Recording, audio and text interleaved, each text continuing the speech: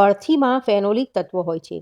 સાથે જ તેમાં ભરપૂર માત્રામાં ફ્લેવેનોઇડ્સ, સ્ટીરોડ્સ અને સેપોનિન જેવા ફાઇટોકેમિકલ મળી આવે છે.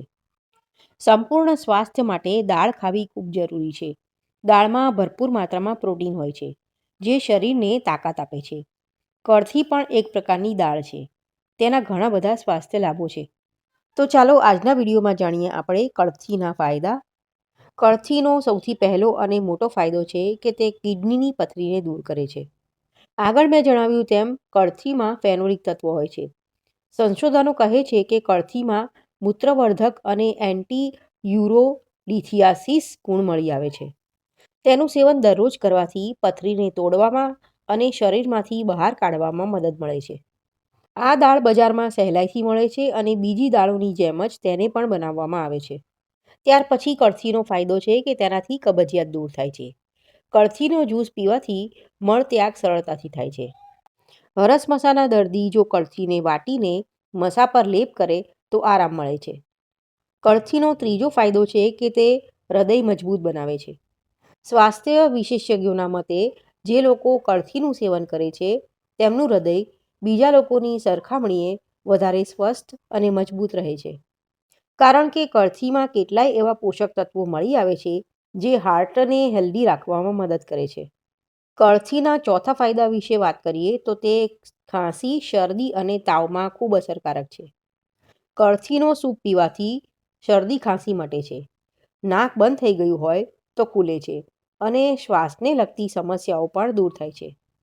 આ સાથે ઇમ્યુન સિસ્ટમ મજબૂત કરવામાં પણ સહાયક છે.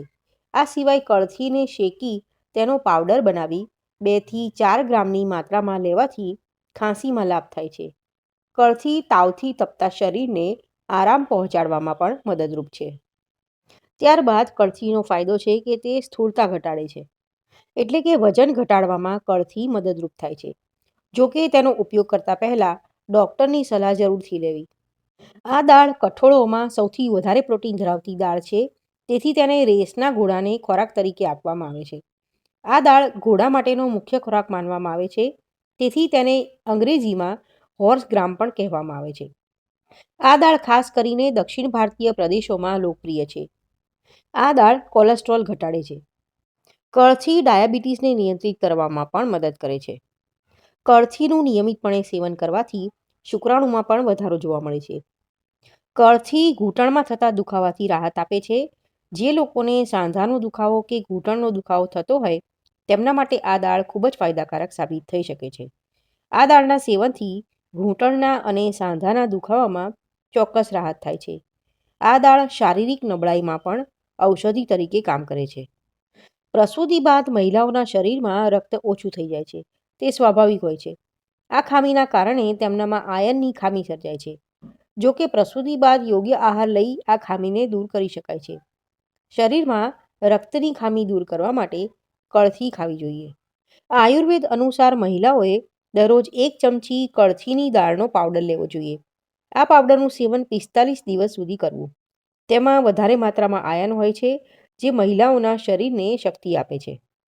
જે લોકોને પિત્ત પ્રકૃતિ છે, જેમને ચહેરા પર ખીલ થાય છે, જેમના પેટમાં ગરમી વધારે હોય છે તેવા લોકોએ આ દાળનો ઉપયોગ 1 થી 1.5 ચમચી જેટલો જ કરવો અને ખાસ કરીને આખી રાત પાણીમાં પલાળવાની છે જેથી કરીને તે દાળની ગરમી નીકળી જાય.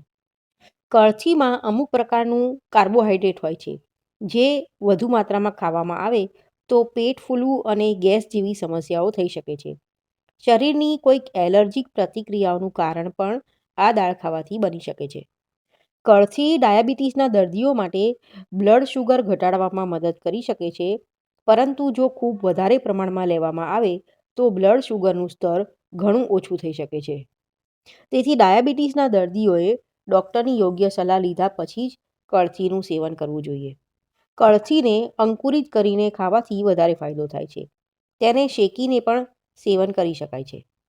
રાત્રે 1 ગ્લાસ જેટલું પાણી લઈ તેમાં કળથી પલાળી રાખવાની અને સવારે તે પાણી અને દાળ બંનેને નાસ્તા તરીકે સેવન કરી શકાય.